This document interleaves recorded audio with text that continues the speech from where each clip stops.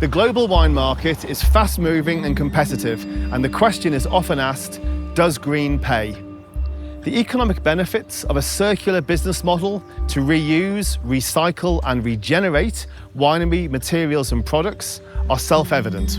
There is also a growing body of evidence to suggest that adopting more labour-intensive and seemingly more expensive practices in the vineyard, such as biodynamic or regenerative farming, may actually deliver greater bottom-line profitability through reduced input costs, higher yields and improved productivity. Furthermore, whilst 10 years ago environmental credentials were seen as a nice-to-have, looking ahead, they may determine commercial success and a brand's very ability to access certain channels, markets, or even countries. Could we see a time when more than points from critics or trophies from shows, environmental credentials serve as a wine brand's most compelling commercial capital? We are Catena Zapata.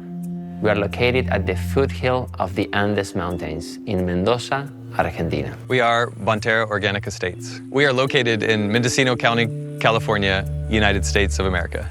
Our sustainability philosophy is called Catenomics, which is science to preserve nature and culture. Our mission is to make wines with balance and farm wines with balance. The challenges that we have are too big for any given individual, any given institution to solve them all. So we need to create a network. So that's what we have created at the Catena Institute of Wine. This network is essential to our sustainability. All of us are facing the same challenges in different degrees. All of us are responding to those challenges. And as soon as we start to share our solutions, then we are less alone in our vineyard worrying about what we should do and more together as a community about how the wine industry itself can start to make a difference. Welcome to Wine Tutor TV. This is Sustainability Countdown to 2030.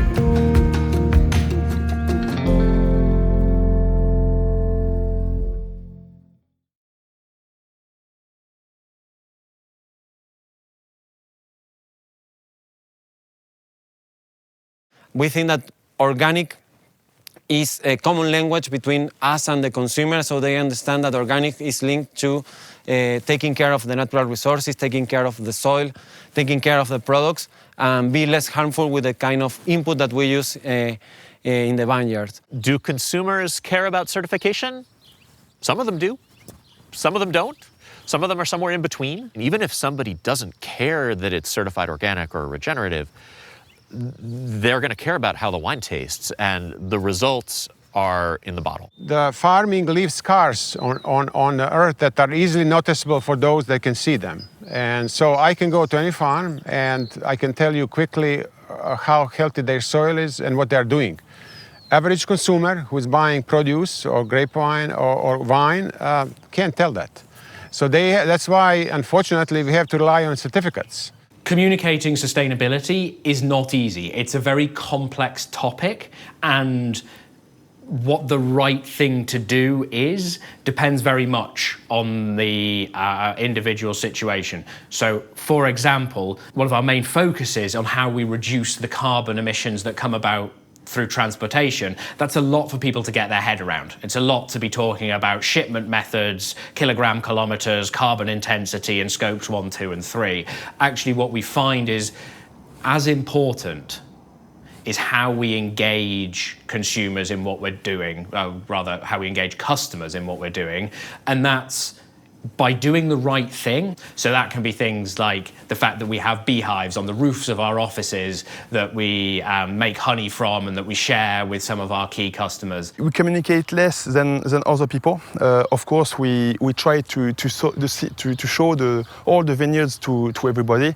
We want everybody to see how the vineyards is done in our place. We try to do everything the best possible. But I think the best place to understand how a winery is established and how the work is done is to come to the winery. I'm not sure that consumers really distinguish much between the various sustainable terms, whether that be sustainable, organic, biodynamic, regenerative. I think most people have this vague positive association with all of them, but don't really understand the details, the differences between them. I do think that's one of the reasons why certifications matter. They may recognize a seal and know that that has a particular impact. But it's still early phases for a lot of these terms for a lot of consumers. And I don't think it's a really critical problem that people don't understand the difference. I think as long as they think that this is something that they should want, it'll move farming in the right direction, it'll move producers in the right direction, and everyone will benefit. I'm hopeful that in the long run, there will be companies, there will be markets that will require these sorts of certifications, but I think we're honestly a fair way away from that. But if we can move the needle, get other people following what we do, get other people implementing these things, like that's really where it becomes exciting. And hearing, for example, that this summer that the ROC program now has more than 12 million acres certified just 4 years after it started, like that's incredible.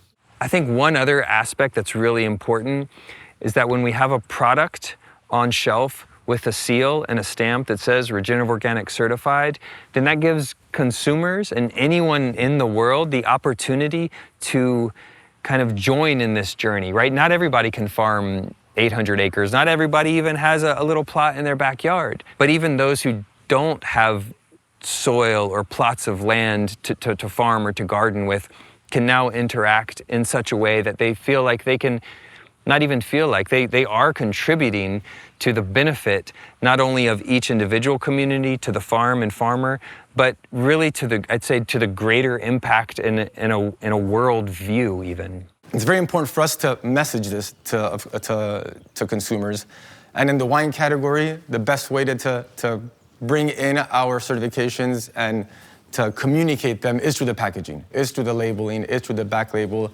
Now there's QR codes, there's a series of technologies behind the way we message these to consumers. So the regenerative term in the marketing context for us is crucial because we see it as organics was 20, 25 years ago. Well, people pretty much didn't understand what organic was. And now in a moment where there's a much broader understanding of organics, comes regenerative for us. Where we feel the responsibility as well to educate consumers through different, not just us, but other companies such as Patagonia and other industries and chocolate, coffees, teas that are also regenerative, to be able to educate to consumers what's behind regenerative farming, what it actually means, and what it translates to. So we're using regenerative as a unique aspect in our communication to educate and to differentiate ourselves within the wine category. I think the importance about certification is that you really are controlled what you're doing in terms of that you're not just saying I'm doing things, that you can really prove that you follow the rules of biodynamics, or when we start organic. We see more and more that people are looking for sustainability, organic farming, biodynamic farming in a high-end product. It's more than it's getting normal, or people expect that you work this way. And but again, it's not for us a marketing aspect. It's for us our philosophy. Biodynamic certification is often very important to the consumer or the market, like Norway, Sweden, or even airlines, they don't only want you to work, or it's not enough to just only work biodynamically. It's actually you have to be certified, and they want it on the bottle, and they want basically want proof of you doing what you say you're doing. We communicate the Lightweight Bottle initiative and what we are doing through different canals. One is with our importers in every country. We give them brochures explaining how we move from one weight to the other and how many tons of carbon are we saving now. And an important one as well is with the other members of the SWR, like Waitrose in the UK, HEB or Whole Food in the US, or the Systembolaget in the Scandinavian countries.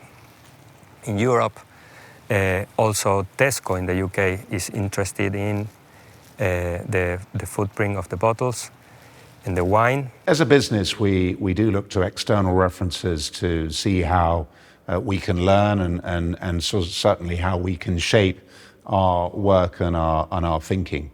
And in common with the idea behind the Porter Protocol, whereby we can share best practice, clearly when we go to external agencies like the United Nations framework on sustainability, where some tremendous minds have really come together to create a blueprint, adopting that and adapting that to our needs makes a huge amount of sense. It gives us something that can guide us. It doesn't necessarily police us because we can adapt it to our needs. Our commitment to sharing with our customers and ultimately the end consumer the work that our producers are doing to produce wine in a sustainable way is really evident with Per Ounce Wines. We see it very much as a core part of our role as their partner and distributor in the UK market to not just make sure that their wines are sold to the best retailers and restaurants, but also that the stories behind those wines are translated to the end customer too.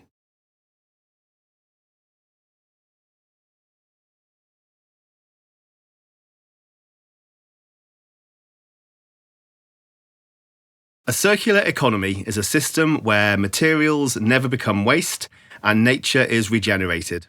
The Ellen MacArthur Foundation identifies 3 principles: the elimination of waste and pollution, recirculation of products and materials, maintaining their highest possible value, and regeneration of nature. This contrasts with a linear system whereby natural resources are extracted and transformed into a product that is used and ultimately disposed of as waste. Students should become adept at identifying circular economy models in all stages of the value chain and be able to discuss cost savings and benefits. Circular economy is when everyone is happy to do something, to give value to something. So it's of course it's to try to not use external resources, to try to transform internal resources, and to make value to each part of it. Sine Qua Non is a program that we start 3-4 years ago, but in fact we started maybe 40 years ago. Maybe the first one we started, Sine Qua Non, was my great-grandfather, which wanted to be organic just after World War II, when everybody had the chemicals that we needed to fight against disease and all that. I had a great-grandfather which said, I don't want to care about that. I want to be able to fight physically against the threat that I have in the vineyard. So maybe that is a start. Today we have a lot of people working on these kind of aspects. Of course, the agriculture, the culture is very important, but each part is very important. For me, sustainability is details. It's because we are doing 1 + 1 + 1 + 1 that it become 100, 1,000, 10,000. And today, Sine Qua Non is based on a lot of different points. Of course, we all want to hear about the big points. Organic vineyard, weight of the bottles, transports. But there is a lot of small points which are very important. Olives. We have vineyard, but we have some olives. We have energy. We all know that energy is more and more complicated today. We want to reuse our energy. We want to reuse our waste. We want to save our water. We want to save our time. We want to save a part of the planet. To make wine is only producing 50% of what the agriculture is producing, and 50% is waste. So we want to use that waste to give value to what the agriculture is producing. And that was the first concept. The second concept was to say we should, instead of planting, between 2 rows of vine, instead of planting only herbs to allow the competition, maybe we should plant some interest plants. So for one example, we are planting some chamomile. So we use some chamomile is used for biodynamic preparation. Same for human and same for plants. We use chamomile because it's a distress. So we use chamomile to distress the vines. We use chamomile to distress the human. So we are planting some chamomile in our greenhouse today, but we are thinking of doing a cover crop with chamomile, to use the chamomile from the vineyard, but also to extract the flower of chamomile.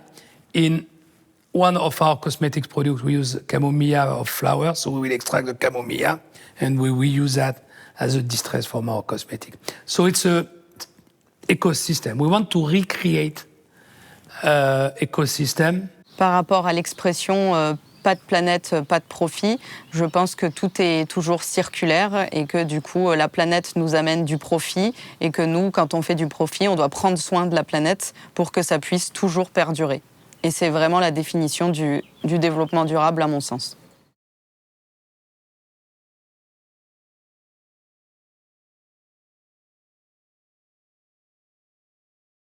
If the Master of Wine Theory exam could be summed up in just 2 words, it would be critical analysis. Or, in just 1 word, tell us the why. Here's an extract from a previous examiner's report that explains what this really means.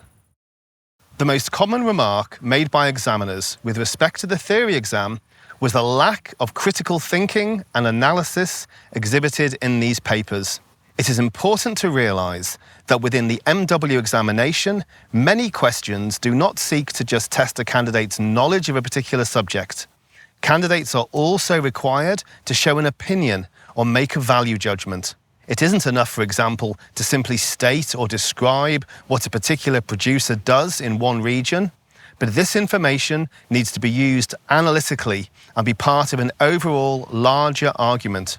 Candidates must continue to work hard at developing this particular skill, as it is vital for passing the MW exam. Or, to put it another way, this is exactly what they mean in the introduction to every single examiner's report for the last 20 years, when they say, too much description, not enough discussion.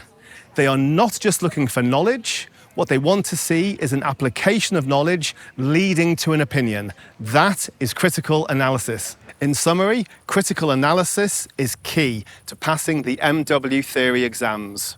Knowledge is knowing a tomato is a fruit, not a vegetable. Wisdom is knowing not to put it in a fruit salad.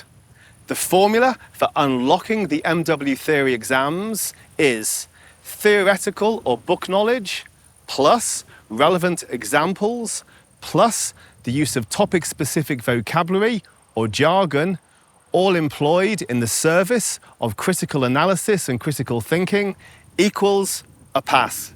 Critical analysis is often crucial to paper 4 questions, where they're framed not as what or how, but as explain, evaluate, and analyse. The key to paper 4 is to show them the numbers, to demonstrate a real-world understanding of costs and their impact on decision-making. No 2 wines are the same, and no 2 businesses are the same. And if you can demonstrate to the examiner you understand this real-world complexity of how the wine world fits together, you'll be well on your way to demonstrating the critical analysis required for paper 4.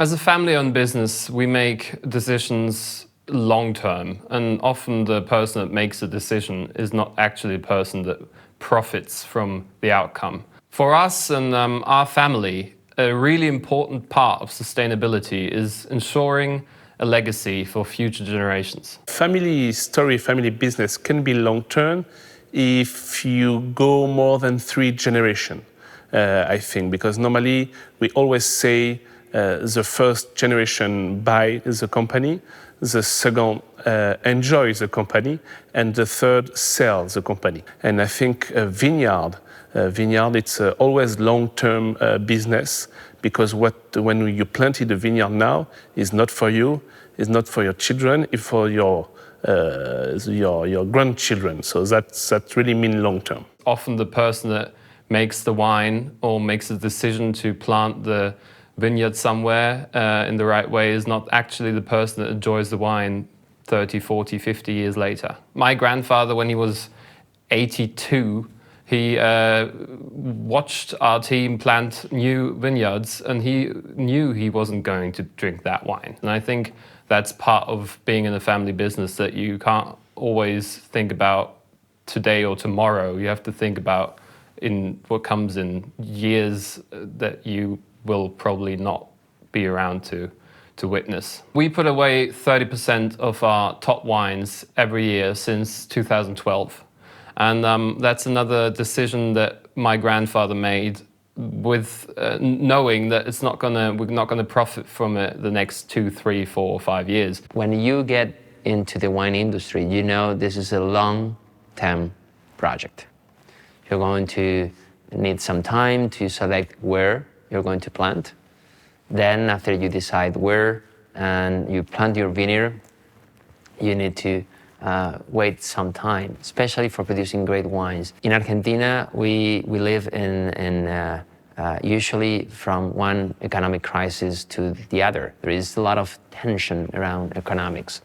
So having a critical mass of growers, being able to invest long-term to produce high-quality wines, that's a challenge. And I think for us in Sine Qua Non, it's to look at each part of the wine production, each part of the wine bottling, each part of the transports, each part of the warehouse logistics, and try to be better next year than it was last year. So it's step by step. Being a family, we're not going to move from 0 to 100. We just want to grow step by step, respecting what our family, our generation has done, and try to, every year, be a little bit better. I'm very happy because there is no decision which are made without having sustainability aspects today. So that is very important, and that is very successful. No point, no decision, no discussion is done without having a sustainability matters on it. When we consider the question of scalability with regenerative organic systems, I think Bonterra Organic Estates is a great example. We're farming 850 acres, all certified regenerative organic in Mendocino County. It's one of the things that brought me to Bonterra was this idea of scale. I think sometimes the criticism of biodynamic and regenerative systems is that it has to be boutique, it has to be small scale. You can only do it if you're owned by a foundation or something, you know. And I think for us, it's really important to show that in the United States, at least currently, we're the largest at this scale of 850 acres. And not only that, but also we're growing grapes and producing wines that have an approachable price point. On the regenerative organic, we're in the $20 range. And I think it's important for us to acknowledge that this is scalable.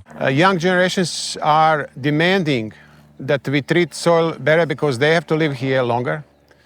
And there is some governments, like especially in Scandinavia, European countries, Canada, demanding that everything they import, especially our wine, to be sustainable, organic, biodynamic, or regenerative.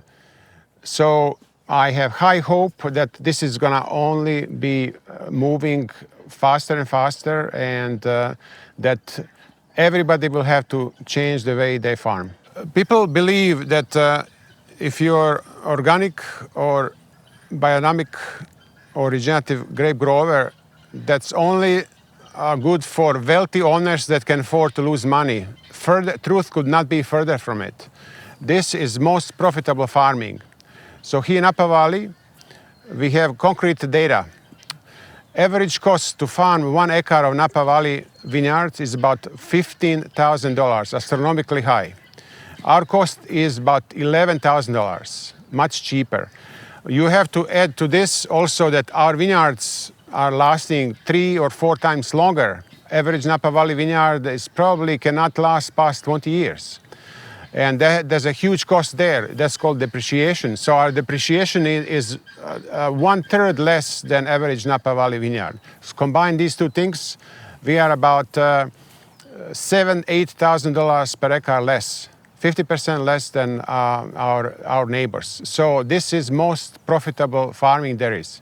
So difference in costs are much more use of chemicals, Roundup costs money, passing tractors many times, spraying excessively, not only that you have spray lots, but every spray is very expensive. Fertilizer are expensive more and more every year. Maybe 50 years ago, fertilizer was cheap, not anymore. And it's a losing proposition. So that's the main reason why this farming with no fertilizers, basically we're buying nothing.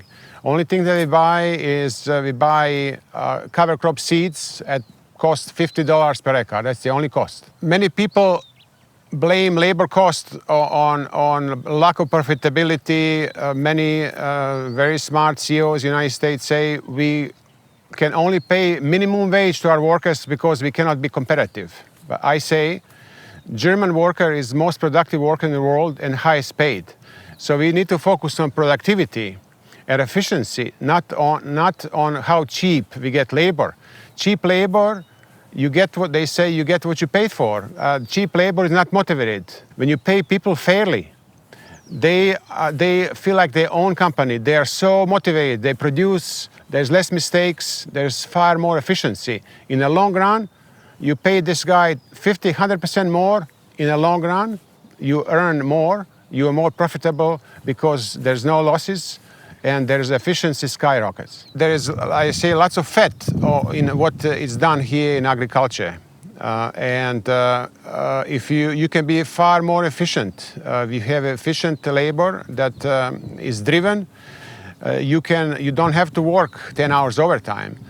So this is not theory. This is our example. I have proofs throughout bookkeeping that our costs actually this year we are going from 11 to at least 10, probably less than 10,000 per acre. Despite we raised the hourly wage to all our workers.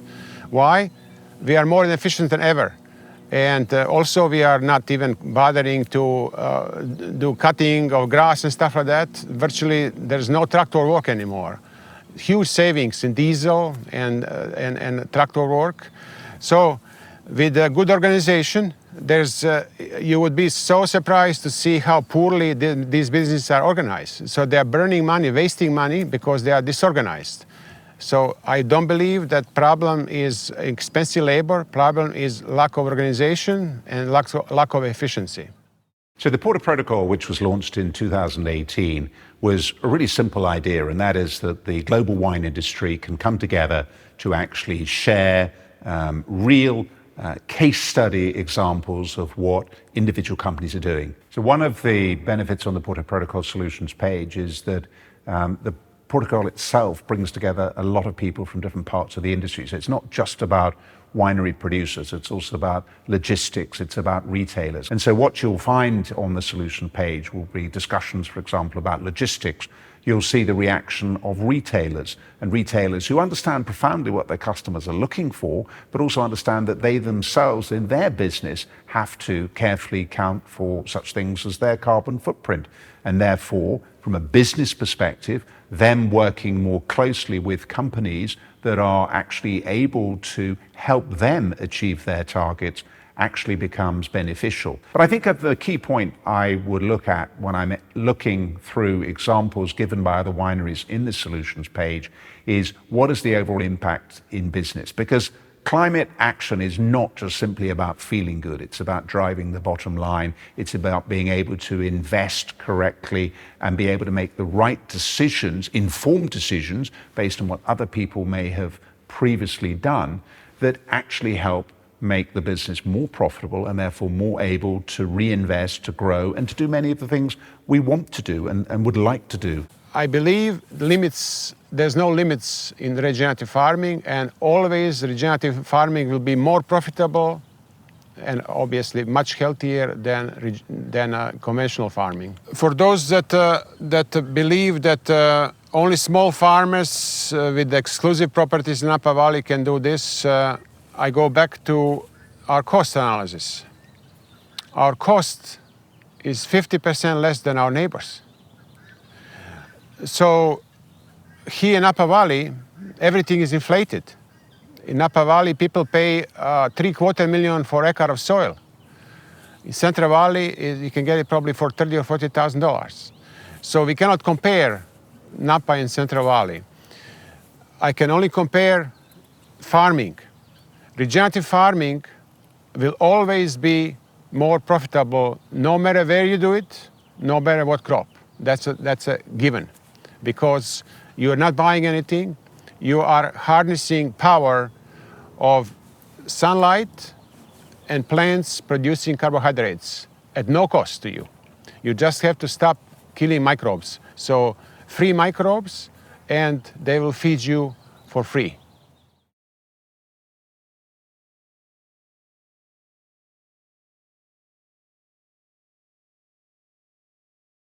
We sell to more than 50 countries, and certification sometimes help us to have a common road, a common way to talk of certain topics that are very important for us and are very important to consumers.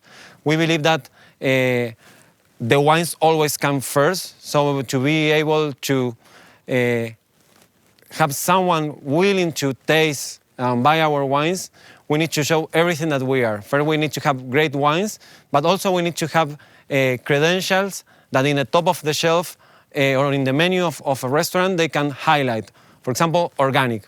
We think that organic is a common language between us and the consumer, so they understand that organic is linked to taking care of the natural resources, taking care of the soil, taking care of the products, and be less harmful with the kind of input that we use in the vineyards. So as organic, we try to develop different set of attributes as fair trade for social impacts, as the sustainability protocol for some environmental issues. So we can talk with different language to different clients, because we know that in order to someone to be willing to pay more for sustainability, or even to define their buying decision through sustainability, they need to be in line their personal beliefs with the certification they are knowing, and that's why global certification standards help us to find a common land with our consumers. When you come to Napa Valley, there's Napa Green, Napa Sustainable, fish-friendly farm, stuff like that. But also there's CCOF, California Certified Organic Farm, and there's regenerative organic certification. needless to say, even for us in industry, it's hard to understand these terms. For average consumer, this is daunting, and I feel like people are so confused and diluted because they don't know where to look. So I hope that in a near future we can have some definitions about all these farming techniques and that people know what they are. The United Nations have 17 goals for sustainable development to 2030. And one of that goals is the 17 Sustainable Development Goals that is focused on alliance. Why on an alliance? I think that the only way to achieve local and international sustainable development is through sharing experience and sharing the weakness and the strength that we have through the whole world. That's why we want to be part of the conversation if we want to lead sustainability and we want to show that Argentina can be one of the leaders in sustainable winemaking. So we are part of different organizations as a Sustainable Wine Roundtable, that we become a founder of the initiative, that is a global initiative for sustainability on the private sector. We also are part of the United Nations Global Compact Argentinian network. Also there we have to report publicly how we are doing and performing in 10 principles regarding human rights, labor conditions, and environmental conditions as well.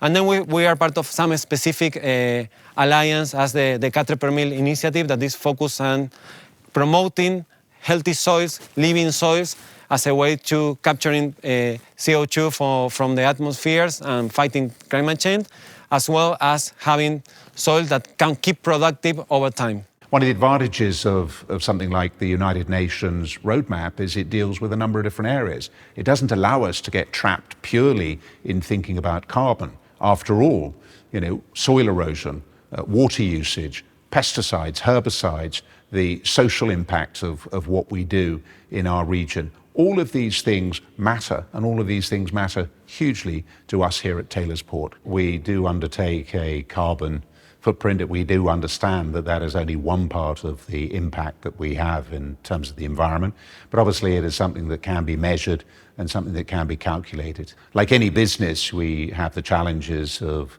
understanding what level 1 and level 2 carbon is. Level 3 is always very hard because it's very difficult sometimes to calculate the downstream impact of carbon footprint. However, one has to also remember that our level 3 is somebody else's level 1 and level 2. Well, one of the benefits of being part of the global conversation on sustainability in the wine sector is the possibility to be involved in tables we are discussing themes, as for example, we recently was invited to participate in a pilot of carbon footprint calculation in Systembolaget, the Sweden monopoly of alcohol sales over there. Grupo Vinea is a founding member of Sustainable Wine Roundtable, an organization that is looking to promote sustainability on the wine sector worldwide. What is really important of this organization and really create value is that they not only include wine producers to the table, but also the whole supply chains, from importers, distributors, transportation as well, glass manufacturers, so we can make global decisions and we could push the barriers on sustainability and find a common land to talk about important topics for all of us. We are certified organic through CCOF, biodynamic through Demeter, and regenerative organic through ROC, through the Regenerative Organic Certification. We've been organic certified since 2003. We were farming organically before that, but that was the first year that a national organic certification came into play, and we felt like it was worth jumping through the hoops that were necessary to get the certification. We didn't actually put any of this on the label, though, until we got the Regenerative Organic Certification a couple of years ago. And that's a function of how meaningful we think ROC is. It's also a function of some changes in US labeling law that now allow us to use an organic certifier's logo, which would have been impossible even 5 years ago. So we were invited to join the pilot program of the ROC certification back in 2019. And one of the things that appealed to us about this certification is that it's not a wine-specific certification. In this pilot program, there was a row crop farmer, there was an orchard, there was aquaculture, there was chocolate, there was coffee. The idea was that this is a system of farming, a certification that allows agriculture not just to not be a part of the problem, but to be a part of the solution to some of the big picture challenges we know we're facing, like resource scarcity, topsoil loss, inequality, and of course climate change. Estamos certificados bajo normas ISO 9000 de calidad, ISO 14000 de medio ambiente, ISO 45000 de salud y seguridad, ISO 22000 de inocuidad alimentaria. Estas certificaciones nos ayudan a mantener un sistema de gestión orientado hacia la mejora continua. Desde el 2021 formamos parte de B Corp, esa comunidad de empresas que compartimos una visión de cómo es la economía y de cuál es la función de las compañías para la sociedad. Es muy importante para nosotros, y creo que es algo muy importante para todas aquellas empresas que trabajan en la vitivinicultura, poder comunicar a nuestros consumidores la importancia y poder enseñar qué es lo que estamos haciendo, porque el futuro depende de todos nosotros, tanto de quienes hacemos la vitivinicultura, de quien la consume. Wir sind EcoStep zertifiziert seit 4 Jahren und das System basiert auf einer ISO-Zertifizierung und zwingt uns, unsere eigenen Prozesse genauer anzuschauen, genauer hinzuschauen, was wir schon gut machen, aber wo auch Verbesserungsprozesse noch herrschen. EcoStep wird dabei nicht groß in die Vermarktung bisher kommuniziert, weil wir eher der Meinung sind, dass wir die internen Prozesse erst einmal verbessern müssen und das, was dann bei dem Prozess rauskommt, das würden wir gerne in die Vermarktung bringen. Liberty Wine's journey to being a carbon neutral wine distributor started in 2013, if not a bit before, when our founder and chairman, David Gleave, recognized from speaking to winemakers across the world quite what an effect the changing climate was having in the vineyards, and he was determined to do something about that and make sure that Liberty Wines were playing our part in building a more sustainable wine industry for the future. And the first landmark step in that journey was seeking and achieving carbon neutral certification, which we achieved in the middle of 2014 for the first time. We've now been carbon neutral certified for 10 years, and for the last 3 years, we've been Carbon Neutral Plus certified too.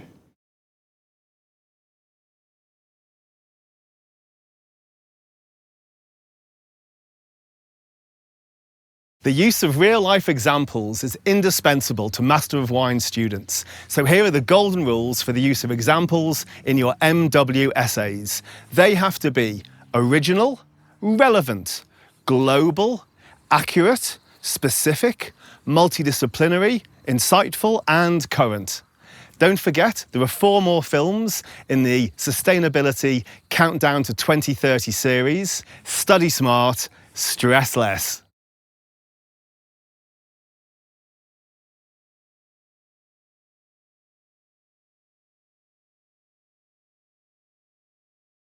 Environmental or green credentials such as organic, biodynamic, regenerative, or accreditation by bodies such as B Corp or Fair Trade might often be seen as a nice-to-have from a marketing perspective, but looking ahead, they may determine commercial success and a wine brand's very ability to access certain channels, companies, markets, or even countries.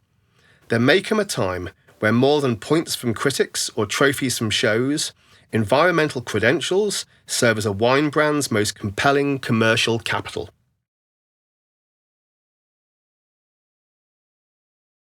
The most environmentally demanding markets I take care of, at least, are probably the Scandinavian markets, especially the ones driven by monopolies, which is Norway, Finland, Sweden, Iceland, and the Faroe Islands.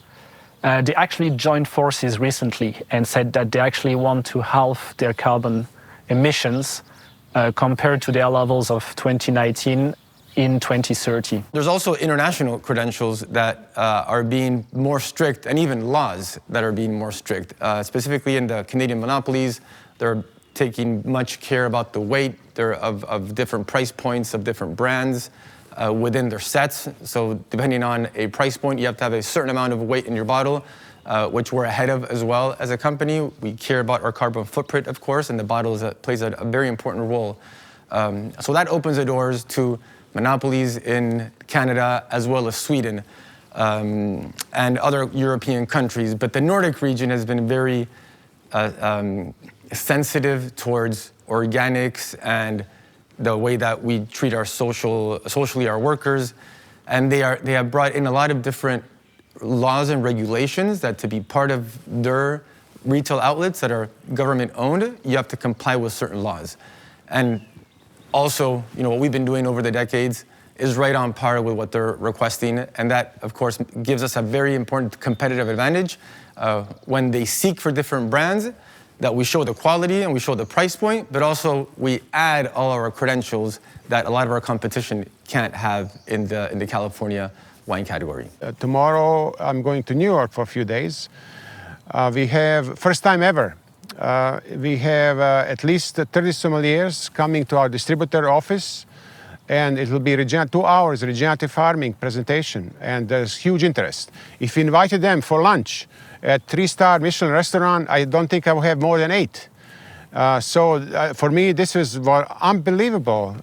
In the old days, you had to lure them with the fancy lunch. Now they are coming with their own will, and there won't be any food. We're just going to be talking about regenerative farming. So I can see that I'm pretty optimistic that there's an interest for this kind of farming.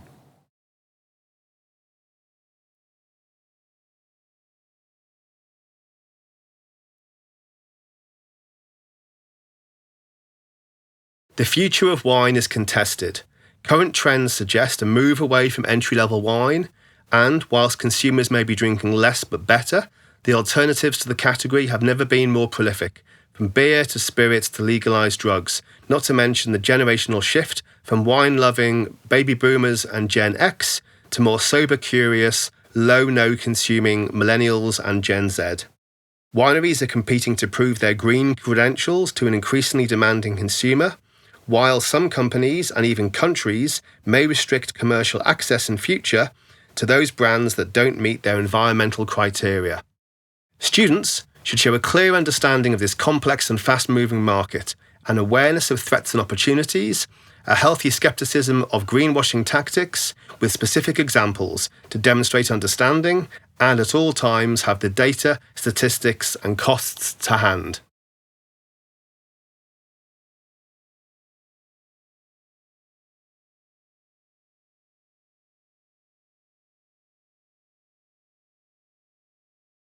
The use of topic-specific vocabulary shows authority.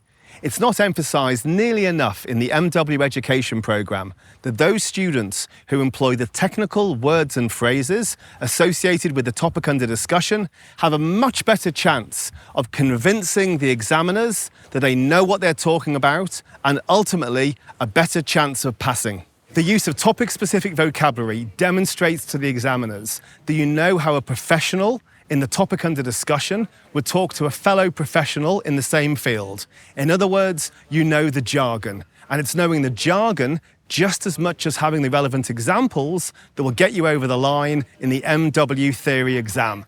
A tag cloud for an essay on sustainability in paper 4 could include the following words or phrases: environmental management system, regenerative organic certified, ROC, Demeter certified, capital investment, carbon accounting, carbon offsetting, carbon neutral, net zero, living wage, social equity, science-based target initiatives, ISO 14001, ISO 14064, threshold requirements, greenhouse gas protocol, global reporting initiative, value recovery, Porto Protocol, Sustainable Wine Roundtable, SWR, International Wineries for Climate Action, IWCA.